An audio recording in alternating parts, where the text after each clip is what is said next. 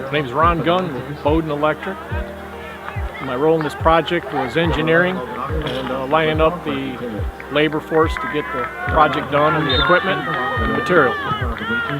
This was the second job we did here. The rocket football was the first. We kind of learned all about it and purchased all the right equipment to squeeze it all together.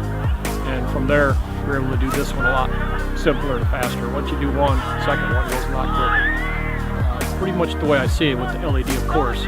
Less load, smaller wire, more cost effective to install, and it lasts. That's what I see.